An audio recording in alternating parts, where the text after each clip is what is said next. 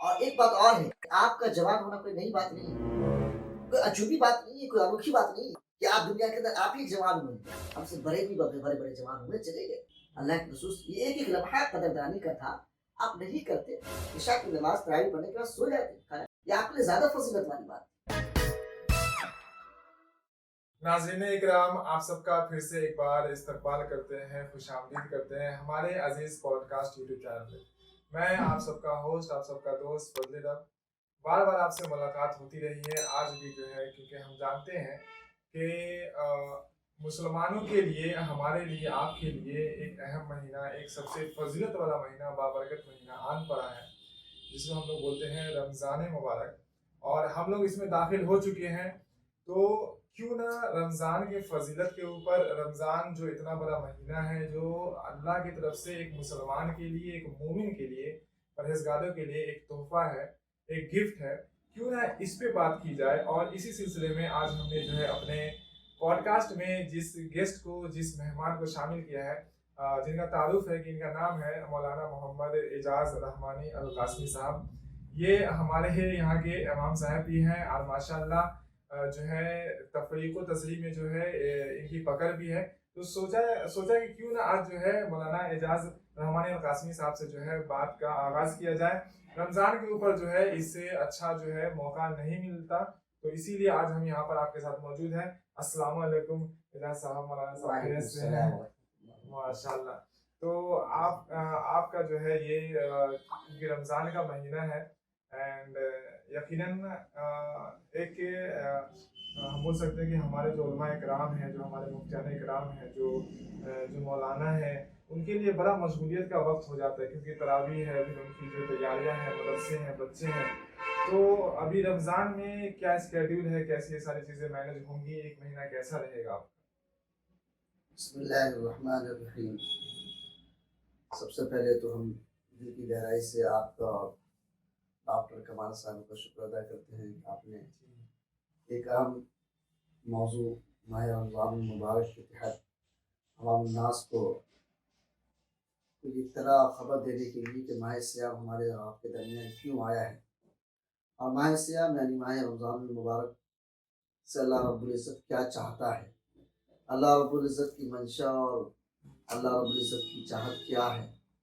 اس موضوع پر آپ نے کچھ گفتگو کرنے کے لیے مجھ جیسے ناچیز کو مدعو کیا، اس کے لیے شکر گزار ہوں میں آپ کا۔ اللہ سے دعا کرتا ہوں کہ اللہ آپ کی اس مہم کو دیر تک اور دور تک اللہ تعالیٰ پہنچائے۔ آپ کا سوال یہ تھا کہ رمضان المبارک کے مہینے میں علماء اکرام کی مصروفیت بڑھ جاتی ہے،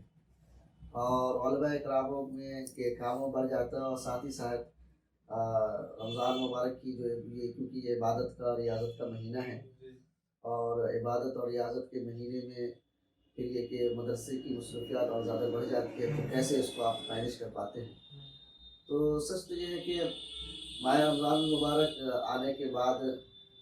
جیسے ہی آتا ہے تو علماء کرام کے لیے ڈبل ذمہ داری بڑھ جاتی ہے۔ ایک تو سب سے پہلا کام یہ ہوتا ہے، جو لوگ مدرسے سے جڑے ہوئے ہیں یا مدرسے کی ذمہ دار ہیں، مدرسے کو چلا رہے ہیں، تو پورے سال کا انتظام و انصرام کی ذمہ داریاں اسی پر منحصر ہوتی ہیں، کیونکہ ہمارے سماج میں ابھی ماحول ایسا ہی ہے کہ وہ اپنے زکوٰۃ و صدقات کی رقم کو جو ماہ سیام میں نکالنا، سمجھا کہ نہیں، نکالتے ہیں اور نکالنا بہتر سمجھتے ہیں میرے یار، سمجھا کہ نہیں، تو وہ اس مہینے میں نکالتے ہیں، اگرچہ کوئی ایسا شرعی طور پر ایسا کچھ پہلو نہیں ہے، بلکہ حالان حول یعنی کہ ایک سال کا زکوٰۃ کا مسئلہ ہے، تو وہ چاہے تو کبھی بھی نکال سکتے ہیں جب اس کا سال پر مکمل ہو جائے۔ لیکن بہرحال کہیں نہ کہیں ان کے سامنے یہ پس منظر ہوگا کہ رمضان المبارک میں کسی بھی عبادت کا ثواب جو ہے دوگنا چوگنا نہیں، کئی گنا بڑھ جاتا ہے، سمجھے کہ نہیں؟ جیسے کہ آپ نے سنا ہوگا کہ نیکیوں کے بارے میں کہ سبحان اللہ کو ایک مرتبہ کہے 70 مرتبہ سبحان اللہ کہنے کا ثواب ملتا ہے، فرض کے سمجھا کہ نہیں 70 درجے بڑھا دیے جاتے ہیں، اور بھی چیزیں۔ تو ماہ سیام ایک بڑی طرف عبادت و ریاضت کا مہینہ، دوسری طرف انتظام و انصرام کا، تو یہ علماء کے لیے بڑا چیلنج والا موقع ہوتا ہے، اور ساتھ ہی ساتھ ایسے ماحول میں سمجھا کہ نہیں سفر کرنا، سفر کے سمجھا کہ نہیں صعوبتوں کو، مشکلوں کو برداشت کرنا، یہ واقعی علماء کرام کی بہت بڑی قربانی ہے، کیونکہ یہ صرف ان کے لیے نہیں اور تمام لوگوں کے ساتھ ساتھ ان کے لیے بھی ماہ سیام کا مہینہ تھا۔ جب آپ دیکھتے ہیں کہ لوگ اکثر ماہ سیام میں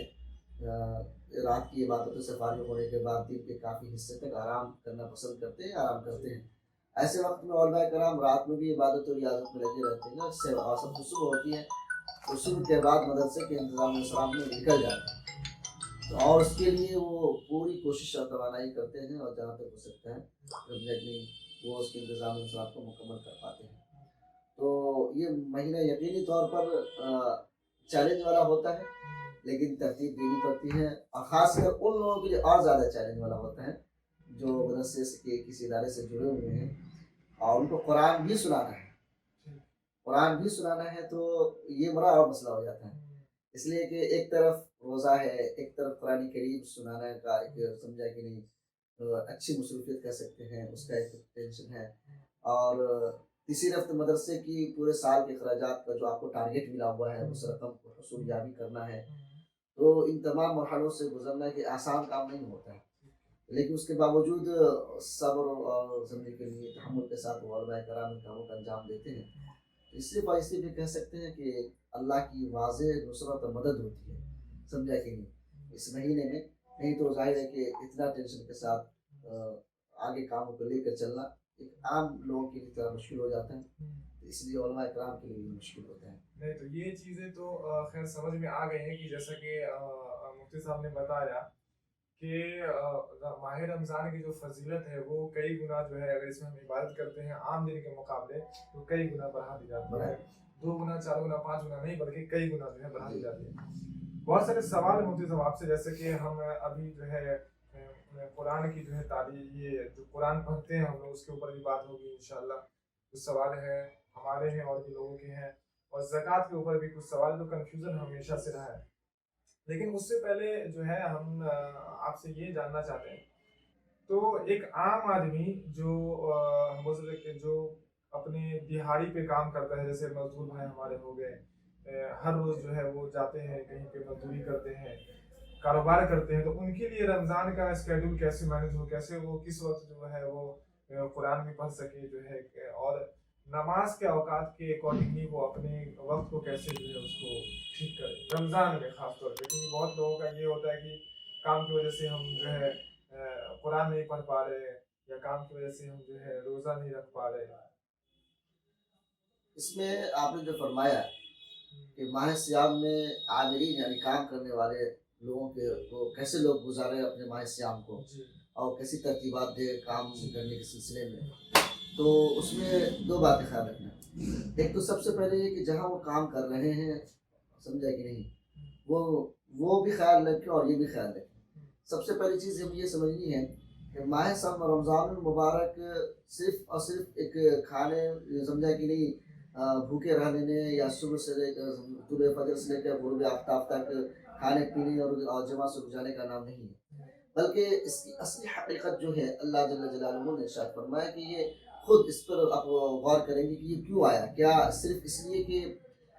انسان بھوکا رہ جائے صبح سے لے کے شام تک، یا صرف اس لیے کہ سمجھا کہ ایک روٹین فالو ہو رہا ہے، یعنی ایک عادت اور پرتھا بنی ہوئی ہے کہ وہ بھی رکھ رہے ہیں ہم بھی رکھ رہے ہیں، سمجھا کہ نہیں پورا سماج رکھ رہا ہے، گھر کے سب لوگ رکھ رہے ہیں تو ہم بھی رکھ لیتے ہیں، کیا اس کے لیے آیا، سمجھا کہ نہیں؟ تو اس پر غور کریں گے تو قرآن کریم خود اس کا جواب دیتا ہے۔ قرآن کریم خود کہتا ہے کہ یہ سمجھا کہ اللہ آقا صلی اللہ علیہ وسلم نے یہ فرمایا کہ کچھ لوگ ایسے ہیں جس کو سمجھا کہ نہیں پورے دن بھوکے رہنے کے علاوہ کچھ اس کو فائدہ نہیں ہوتا، سمجھا کہ نہیں، کچھ لوگ ایسے ہیں جس کو صرف بھوکے رہنے کے، سمجھا کہ پیاسے رہنے کے کچھ فائدہ نہیں ہوتا۔ اس کا صاف مطلب یہ ہے کہ قرآن کریم اور احادیث مبارکہ اس باتوں کی طرف واضح اشارہ کرتا ہے کہ روزہ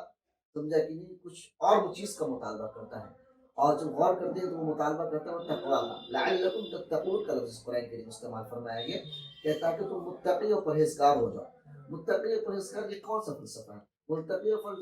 پرہیزگار کا فلسفہ یہ ہے کہ ایسے حدیث کی زبان میں سمجھے تو حضرت عمر فاروق رضی اللہ تعالیٰ نے بتایا کہ آدمی پرہیزگار بن جائے، یعنی سمجھا کہ ایسے جنگل سے گزر رہا ہو جہاں کانٹا ہو تو اپنے دامن کو اس طرح بزا کے گزر جائے کہ جہاں اس کو دامن جو کانٹا میں نہ پھنسے، یعنی اصل بچے کو سمجھانے کا ہوا۔ لیکن حقیقت اس کی یہ ہے کہ یہ تقویٰ کی دراصل مراد یہ ہے کہ دل کی اس بیداری اور اس کیفیت اور زندہ دلی کا نام ہے اور زندہ احساس کا نام ہے جو ہر لمحہ ہر وقت ہر آن ایک عام انسان کے لیے جاگوزی ہو جائے، اس کے اندر پیوست ہو جائے کہ ہم سے اللہ رب العزت کیا چاہتا ہے اور یہ تقویٰ کیا کر سکتا ہے۔ جب اس پر غور کریں گے تو یہ کئی طرح سے ہو جائے گا۔ اسی وجہ سے یہ روزہ صرف یہ کہ بھوکے رہنے کی ٹریننگ نہیں دیتا یا نہیں دیتا، یہ عادت نہیں ہے، بلکہ ہر لحاظ سے یہ سمجھا کہ نہیں، جسمانی طور پر، روحانی طور پر، سماجی طور پر، سمجھا کہ نہیں، ہر لحاظ سے تربیت اور ٹریننگ دیتا ہے، سمجھا کہ نہیں۔ جسمانی طور پر تو دیتا ہی ہے کہ جیسے کہ آدمی کا شیڈول بن جانا، سمجھا کہ نہیں، اور ایک آدمی سمجھا کہ نہیں کتنی بڑی چیز ہوتی ہے۔ آپ یہ دیکھیے کہ ایک آدمی بہت گرمی کی شدت ہو، بہت گرمی کی شدت ہو اور اسے بہت کچھ لگ رہی ہو، حبس بھی ہو، اور اس کے سمجھا کہ نہیں، اور اس کے باوجود اس کے سامنے ایک لذیذ اور سمجھا کہ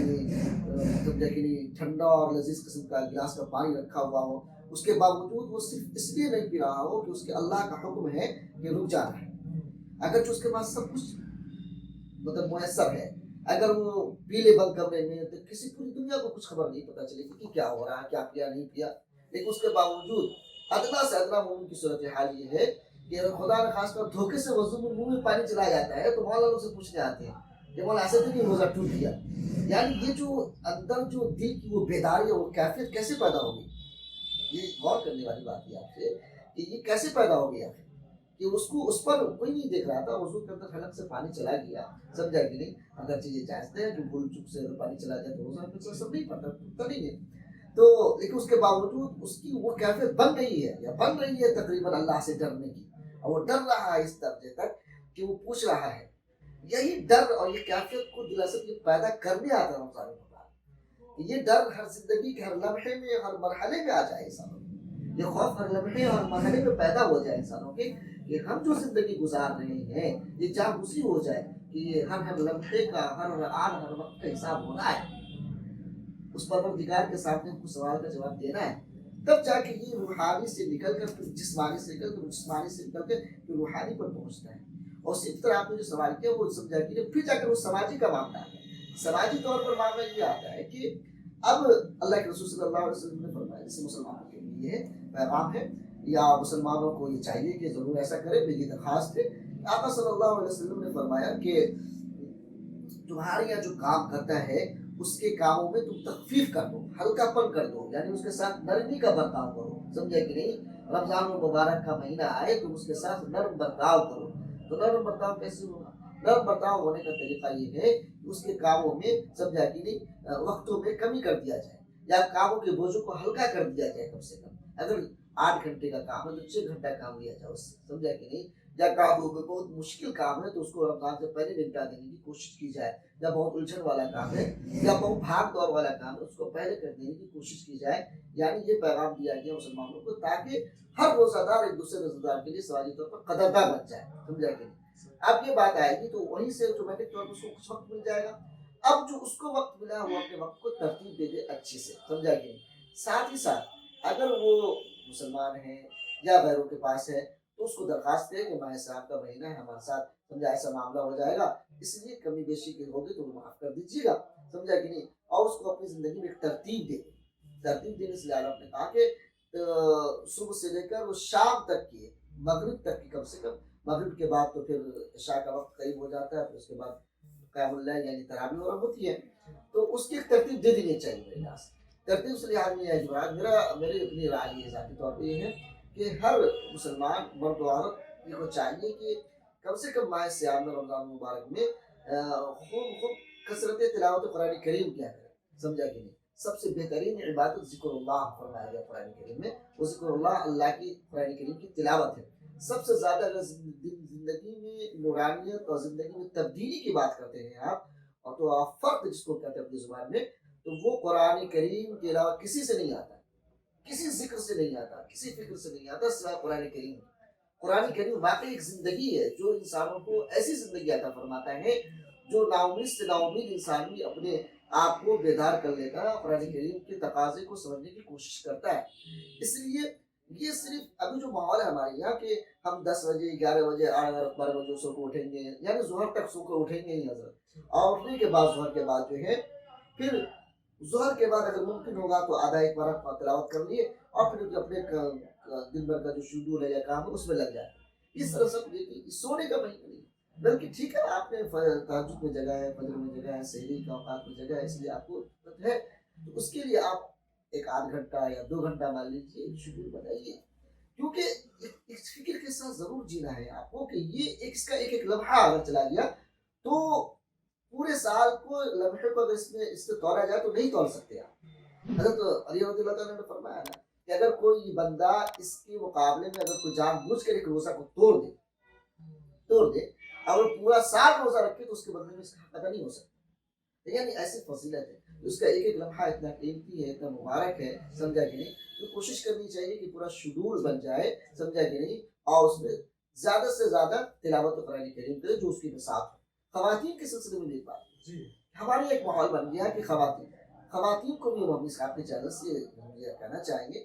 کہ خواتین کو بھی یہ پیغام دیا جائے کہ اس کا بھی یہ حق ہے بالکل بنیادی طور پر کہ زیادہ سے زیادہ مواقع دی جائے اس کو، سمجھا کہ نہیں، عبادت و ریاست کا، سمجھا کہ نہیں. وہ بھی سمجھتی ہے کہ میرا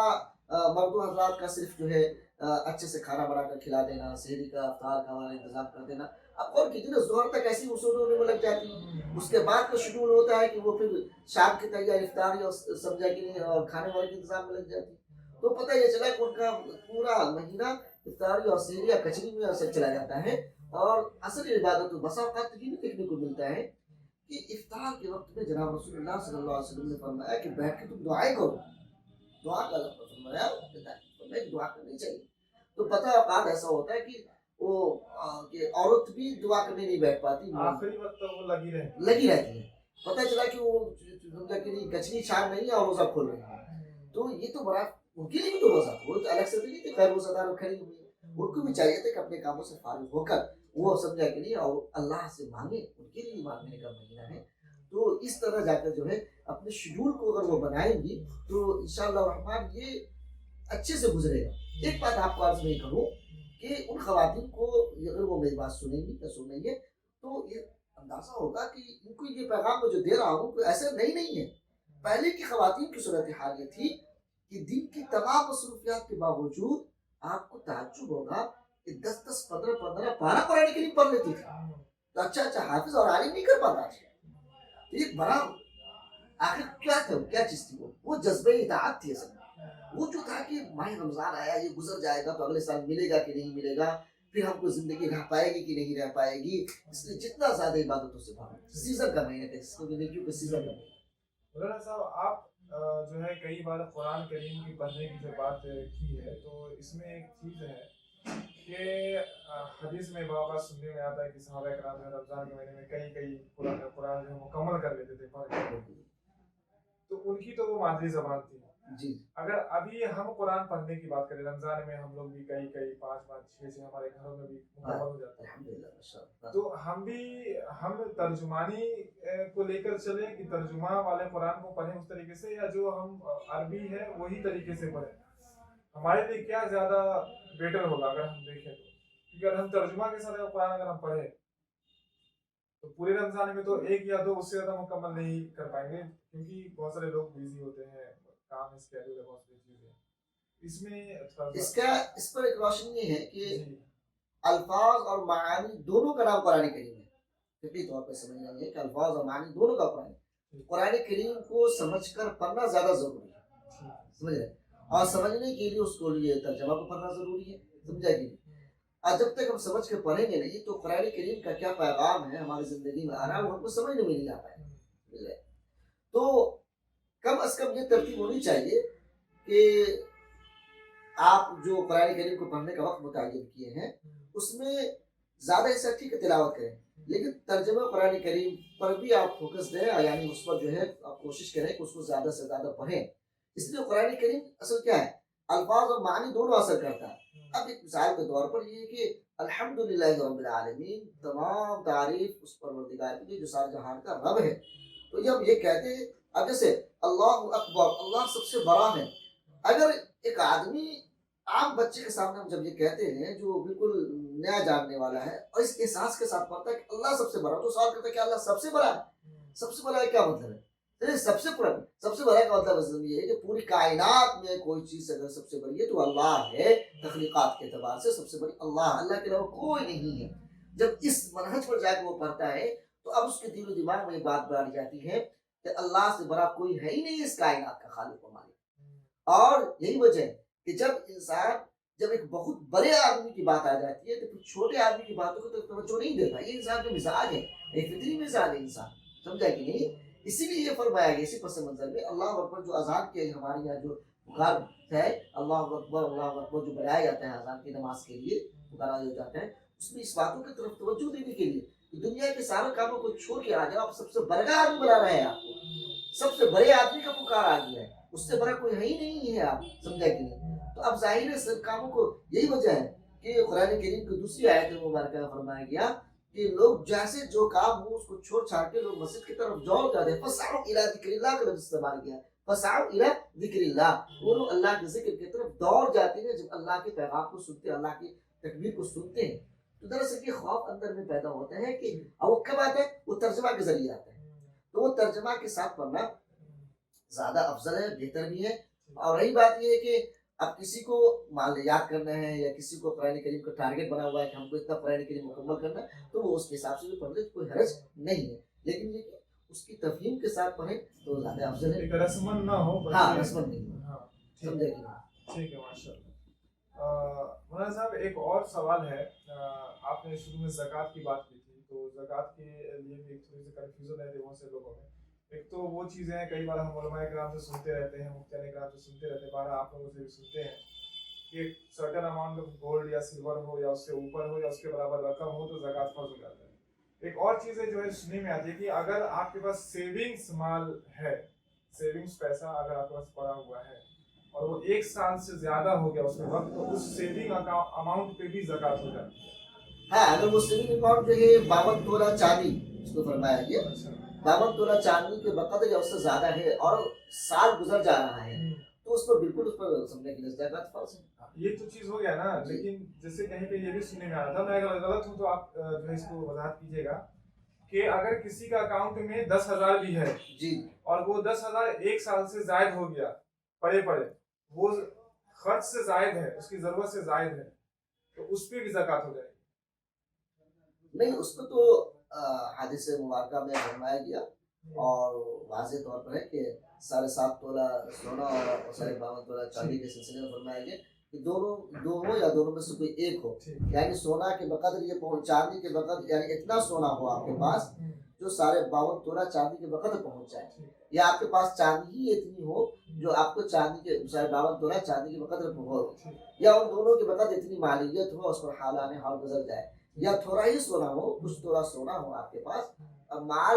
اتنا ہو کہ 52 تولہ کے قریب پہنچ جائے آپ کو، تو آپ کو زکوٰۃ فرض ہے۔ رمضان کے مہینے میں زکوٰۃ دینا یا رمضان کے علاوہ مہینے میں زکوٰۃ دینا، دونوں کے فضائل میں فرق آ جاتی ہے؟ اب فضائل میں فرق تو تھوڑا بہت ہے ہی ہے، ظاہر ہے کہ رمضان المبارک میں نیکی کے کاموں کو کرنا سمجھا کہ نہیں یہ زیادہ فضیلت والی بات ہے، لیکن یہ کہ بہتر والی بات جہاں تک کہیں گے آپ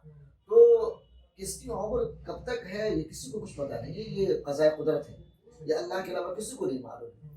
تو اب معاملہ یہ کہ اگر ہمارے اوپر زکوٰۃ آج فرض ہوئی ہے تو ایمانداری والی بات اور امانت والی بات اور دیانتی والی بات یہ ہے کہ ہمیں آج ادا کر دینی چاہیے۔ اگر مان لیجیے ہمارے اوپر شعبان میں فرض ہوتی ہے اور رمضان کا انتظار کر رہے ہیں ہم، تو کہیں ایسا نہ ہو کہ رمضان تک ہم باقی رہ پائیں کہ نہیں رہ پائیں، تو اس سے یہ ایک نقصان ہو جائے گا کہ ہمارے اوپر سے ہمارے اوپر ایک بہت بڑا فرض باقی رہ جائے گا، اور اس باقی رہنے کے بعد آپ کی اولاد نکال پائے گی نہیں نکال پائے گی، اور کتنی نکال پاتی ہے اس اندازے کے بقدر یہ مشکل کام ہے، اس لیے اس کو تو یہ ہو سکتا ہے کہ آپ نکال کے رکھ دیجیے اس کو ماہ رمضان کے سامنے نکالیے، لیکن یہ کہ بہتر یہی ہے کہ اس کو جب وہ مکمل ہو جائے اسے نکال دینا چاہیے۔ جیسے کہ اسی مسئلے کو سوچیے کہ اپنے یہاں کیا ہوگا، سماج میں کیا ہوگا، کہ آپ غور کریں گے تو لوگوں کے اوپر بہت سے لوگ ایسے ملیں گے آپ کو جس پر حج فرض ہے، حج فرض کا سمجھے کہ اللہ تبارک و تعالیٰ نے فرمایا کہ جس کے اوپر استطاعت ہے وہ اللہ کے گھر کی زیارت کرے۔ اب غور کیجئے کہ استطاعت کے بعد فرض کا ہے، حج فرض ہے، فرض کا ماتا ہے آتا ہے کہتے ہیں ضروری کیوں لازمی کیوں ضروری ہے بالکل. اب ایسی ضروری اور لازمی چیز کو چھوڑنا یا اس کو تاخیر کرنا تب وہ کیسا بہتر ہے. معمولی معمولی کریے شادی, چاہے وہ بیٹی کی شادی میں ہو یا بچوں کی شادی میں ہو یا جس کی بھی جو آپ کا ہو, سمجھا کہ نہیں مکان کو لے کر مکان کا آپ کو بہت بڑی سمجھا کہ نہیں اخراجات کے ساتھ بنانا یہ فرض نہیں تھا, لیکن یہ حج فرض آپ حج کر لیں اس کے بعد جو کرنا ہے. تو لیکن اس فرض سے ہمارے یہاں کیا ہو رہا ہے, اس فرض سے بہت تاخیر ہوگی. آپ کو 10 کلو آپ کو سماج میں سے مل جائیں گے, بلکہ اس سے زیادہ درجنوں مثال ملیں گے آپ کو کہ لوگ صرف انتظار میں باقی رہ گئے کہ آج کر لیں گے کل کر لیں گے. بس آپ کا یہ بھی ملا ابھی کچھ سننے کا موقع ملا, سمجھا کہ نہیں وہ نام ظاہر کرنا مطلب نہیں کہ کچھ لوگ اسی انتظار میں ابھی فارم بھرے تھے اور ابھی تقریباً ان کا 1 مہینہ پہلے انتخاب ہو گیا. تو ایک بڑا فرض تو چھوٹ گیا آپ سے نا. آپ کو جب فرض ہوا تو اس وقت میں کرنا چاہیے تھا. اب اس کا یہ بھی ہوتا ہے کہ اب یہ انتقال کو قضاء قدرت, ہم تو یقین اللہ سے رکھتے ہیں, دعا کرتے ہیں کہ یقین طور پر ایسے لوگوں کے بارے میں کہ اللہ تعالیٰ جذبہ اچھا تھا اور نیک ارادہ تھا تو اللہ تعالیٰ اس کا بہتر جواب عطا فرمائیں اور ان کے وارثین اس سمجھا کہ نہیں اس حج کو دوبارہ کریں گے, حج بدل جس کو کہتے ہیں ادا کریں گے. لیکن یہ تو مسئلہ تھا جو آپ بچے کو چھوڑ کے چلے گئے, یہ آپ کے لیے ضروری تھا, آپ کو کرنا چاہیے تھا. تو اس لیے چاہیے کہ وہ جیسے ہی فرض ہو سمجھا کہ اس کو ادا کر دیا جائے. ٹھیک ہے, ماشاء اللہ. نوجوانوں کے لیے کوئی ایسی بات, کیونکہ رمضان میں جو ہے جو ہمارے نوجوان ہیں ہم جانتے ہیں کہ ان کا ایسا اسکیڈول ہو جاتا ہے کہ رات بھر وہ جگتے ہیں. اسٹوڈنٹ حضرات بھی اس میں شامل ہیں اور وہ جیسے کہ آپ نے پہلے ہی بتا دیا کہ ظہر تک سو رہے ہوتے ہیں, کبھی کبھی عصر تک بھی سو رہے ہوتے ہیں. ہاں بالکل صحیح. ان کے بارے میں جو ہے تھوڑا سا دیکھیے میں تو صاف کرتا ہوں اس کو حدیث کے حوالے سے کہیں تو زیادہ بات سمجھ میں آئے. شیطان 2 رکعت کا ہوتا ہے. اللہ کے رسول صلی اللہ علیہ وسلم نے فرمایا کہ رمضان کی 4 نظر آنے کے بعد جو شیطان قید ہو جاتے ہیں, سر کو تو شیاطین سلاسلہ کا لفظ آیا کہ وہ قید کر دیے جاتے ہیں, تو یقینی طور پر قید کر دیے جاتے ہیں. لیکن اس کے باوجود آپ غور کریں معاشرے کا, سماج کا, تو صورتحال آپ کو یہ ملے گی کہ بسا اوقات کہ ماہ سیام میں غیر رمضان سے زیادہ گناہ ہو رہا ہے. میں اس لیے کہہ رہا ہوں کہ بہت سی جگہوں پر خود اپنے محلے میں میں نے یہ کوشش کی, تو میں کئی مرتبہ کہا, کئی بچوں سے میں نے سمجھا کہ نہیں سختی کی, اس کے والدین ہم سے تو پوری رات عشاء کے بعد کھڑے ہوئے اور پوری رات کیرم کھیل رہے ہیں, پوری رات دوسری کاموں میں لگے ہوئے, پوری رات ہوٹل بازی میں گزار رہے ہیں, سمجھا کہ نہیں. تو یہ جو ہے یہ کیوں ہو رہا ہے, تو دراصل میں عرض جو آپ سے کہا کہ شیطان 2 طرح کا ہوتا ہے, ایک جو قید ہو گیا. اللہ کے رسول صلی اللہ علیہ وسلم نے فرمایا کہ یہ وہ چیز ہے جو اس کو جگا کر رکھی ہوئی ہے, اسے نفس کی خباثت کہتے ہیں. اس کی بددیانتی بدنیتی شروع سے اس کے نفس میں خباثت گھسا ہوا ہے. کہہ سکتے ہیں کہ شیطان بند ہو گیا, پھر کون اس کو ابھار رہا ہے, کون اس کو بیدار کر رہا ہے, کون اس کو سمجھے کو گناہوں میں سمجھے رکھے ہوئے ہیں. پوری رات ریل دیکھ رہے ہیں, پوری رات کیرم کھیل رہے ہیں, پوری رات سمجھے کو ہوٹل بازی میں. اللہ کے رسول یہ ایک لمحہ قدردانی کا تھا, آپ نہیں کرتے, عشاء کی نماز تراویح پڑھنے کے بعد سو جاتے کھانا کھاتے, یہ آپ کے لیے زیادہ فضیلت والی بات. اور ماہ سیام میں اس کثرت کے ساتھ گناہوں کو کرنا یا گناہوں کو تبدیل کرنا, بعض جگہوں کو تو مسجدوں کے سامنے ہوتے ہوئے دیکھا میں نے, بہت میں نے وہاں کے اماموں سے مل کر خود اپنی استطاعت کے وقت اس کو روکنے کی کوشش کی. یہ بہت ہی تکلیف دہ بات ہے. اور صرف یہ میں بتا دوں آپ کے حوالے سے, یعنی آپ کی میں درد شیئر کر دوں کہ ہمیشہ یاد رکھیے جب کسی بھی چیز پر بڑا انعام ہوتا ہے اس کے چھوٹ جانے سے بڑی پکڑ بھی آتی ہے, یہ ہمیشہ. تو جسے بڑا انعام ہے اللہ رب العزت کا, تو اگر کوئی نافرمانی کرے تو اس کا بڑی پکڑ بھی آئے گی آپ کو. جیسے بنی اسرائیل میں آپ نے دیکھا ہے اللہ نے بڑا انعام فرمایا. قرآن کریم کے کھول کر بیان کرتا ہے جنہیں اتنے انعامات کا تذکرہ بنی اسرائیل کے سلسلے میں کیا کیا. آپ نے غور کیا ان کے منشا اور مرضی کے مطابق من و سلوہ کیسے نازل ہوا. ایک مطالبہ تھا, اس نے اپنے نبی سے مطالبہ کیا کہ آپ ہمارے لیے کھانے پینے کا نظم آسمان سے کر دیجیے. ایسا نہیں تھا, اس سے پہلے تو کھیتی باڑی ہوتی تھی, لیکن ایک مطالبہ تھا وہ قوم کا. اللہ تعالیٰ نے اس مطالبہ کو بھی پورا کر دیا اور پھر من و سلوہ آنا شروع ہوا, سمجھا کہ نہیں. تو وہ آنا شروع ہوا, پھر نافرمانی ہوا. تو اب آپ غور کریں گے تو سب سے زیادہ انعام ملا, لیکن سب سے زیادہ پکڑ بھی وہی آئی. کھانا کھا رہے ہیں بنگ آ جا رہا ہے, پانی پی رہے ہیں بنگ آ جا رہا ہے, समझा कि नहीं, पानी पी खाना आ रहा है, खाना खून बन जा रहा है, तो पकड़ में सबसे ज्यादा सख्त उसी की आती है। तो इस हवाले से अगर आप गौर करेंगे जो कुरान करीम कर रहा है, तो उन नौजवानों को तो कम से कम बिल्कुल बेदार हो जाना चाहिए कि हमारे भी पकड़ सख्त हो सकती है,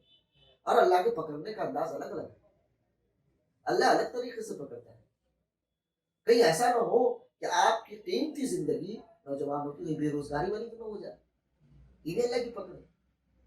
एक, और आपके माँ बाप आपके वालिदैन परेशान रहे, आपको समझ में नहीं आया कि हमको क्या हो रहा है, और आप उनके पास जाते रहे, कहते रहे मेरी दुआएं फरमाए, दुआएं, अरे अमाल सही नहीं है तो दुआ कैसे कबूल हो? तो ये जो है समाज आपके हवाले से एक और बात करना चाहेंगे कि बड़े भी मुलव्वस हो जाते हैं, इसलिए इस पर बहुत कदम लगने की जरूरत है, बहुत कदम लगने की जरूरत है। अगर इस पर कदम न लगाया गया तो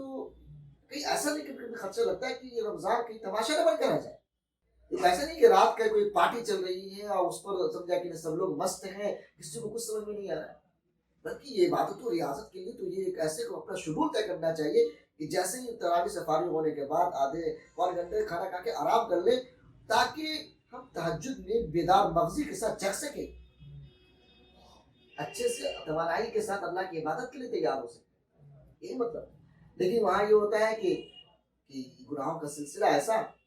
कि वो सिर्फ उस पर वो नहीं थे, बल्कि गुनाह आदमी क्या करेंगे कि वो फिर कैरम में और भी चीज़ों में लग जाते हैं, और सिर्फ ये उसके उसके नहुसत और उसकी समझा की बेबरकती की वजह से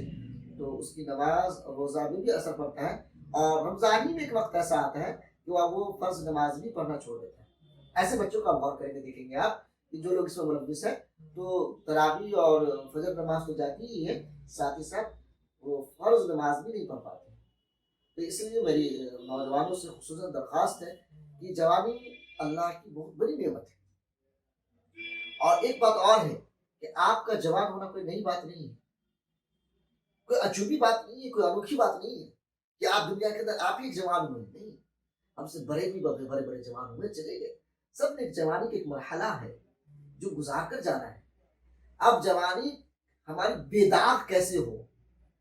जवानी हमारी बरकत वाली कैसे हो,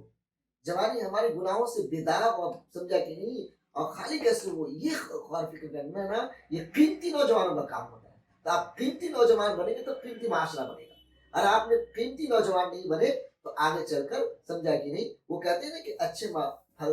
दरख्त ही अच्छे फल देते हैं, जो अच्छा फल दरख्त नहीं होगा तो अच्छा फल कैसे देगा? जब कीमती नौजवान नहीं हमारा बनेगा तो आप कीमती माशरा नहीं बना सकते। आप वो जो कहते हैं शीशे का महल आपने बनवा तो लिया है, पत्थर का जमाना है मगर ये नहीं सोचा। शीशे का महल बना लेंगे, समाज ठीक नहीं होगा, कोई भी फोड़ देगा उसको, कितना बड़ा नौजवानों को कीमती बनना पड़ेगा, और जब तक नौजवान कीमती बने तो अल्लाह की नुसरत मदद आई। आज जमाने में इनकलाब पैदा हुआ, सहाबा इकराम में यही था, सहाबा इकराम अपने आप को इतना कीमती बना लिए कि आका सल्लल्लाहु अलैहि वसल्लम के इशारों के आगे अपनी जान माल और अपनी तमाम कीमती चीज कुर्बान कर देने को तैयार थे, तो अल्लाह ताला ने रज़ी अल्लाहु अन्हु व रज़ू अन्हु का एजाज दिया। आप सोच रहे हैं कुरान की जबान में जिसकी बशारत दुनिया के अंदर बरका बरका मुत्तकी परहेजगार और मुफ्ती आलिम को ये फजीलत हासिल नहीं है कि आपको किसी को समझा के कह सके जन्नती, कितना बड़ा क्राइटेरिया, कितना बड़ा मेयार, इसको कोई तौला ही नहीं जा सकता। वो तौला अल्लाह के रसूल को वो समझा कि नहीं पैगाम दिया, सहाबा ने उसको आमना सदकना माना, यानी कीमती नौजवान बन गए, और ऐसा कीमती बने कि जिनकी बदनत की बशारत अल्लाह तबारक व तआला ने, अपनी रजामंदी की बशारत अल्लाह ताला ने समझा कि नहीं कुरान करीम में फरमाया। तो वैसे नौजवान बनेंगे तो आप अपने लिए भी समाज के लिए भला कर सकेंगे, और फिर इस मुल्क के लिए भी भला कर सकेंगे। अगर आप वैसे नौजवान न बने तो वो आपको फिर आप अपने लिए दुश्वारी बहुत पैदा कर देंगे, और आप अपने लिए बोझ हो जाएंगे।